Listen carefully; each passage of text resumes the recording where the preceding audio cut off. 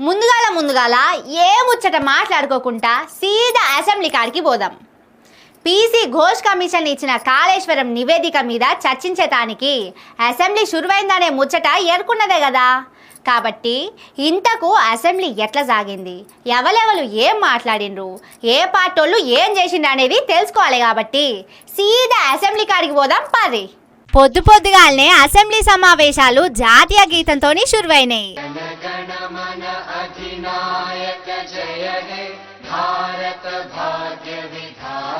తర్వాత మొన్న ఒంట్ల మంచిగా లేక జీవిడిచిన ఎమ్మెల్యే మాగంటి గోపనాథ్కు నిమిషం సేపు మౌనం పాటించి సంతాపం తెలిపింది సభ.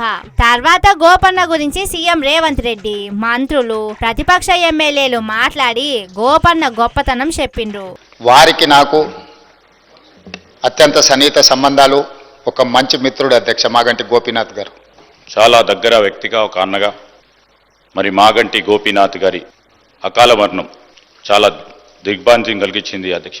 గోపీనాథ్ గారికి సంతాప తీర్మానం ప్రవేశపెట్టాల్సి వస్తుందని చెప్పి మేము కలలో కూడా అనుకోలేదు.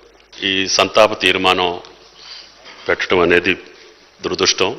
నాతో 83 నుంచి వివిధ రాజకీయాల్లో హైదరాబాద్ నగరంలో చెప్పుకోదగ్గ వ్యక్తిగా పూజ్యులు ఎన్టీఆర్ దగ్గర నుంచి నేటి దాకా ప్రత్యేక ముద్రని హైదరాబాద్ నగరానికి అందించినటువంటి మిత్రుడు గోపీనాథ్ అకాల మరణం మనందరినీ బాధిస్తుంది. వారికి, వారి కుటుంబ సభ్యులకు, వారి ఆత్మకు శాంతి చేకూరాలని వారి కుటుంబ సభ్యులకు సంతాపాన్ని, సానుభూతిని వ్యక్తం చేస్తున్నాను అధ్యక్ష. గోపీనాథ్ గారికి బట్ నాకున్నటువంటి అనుబంధం వేరే అధ్యక్ష.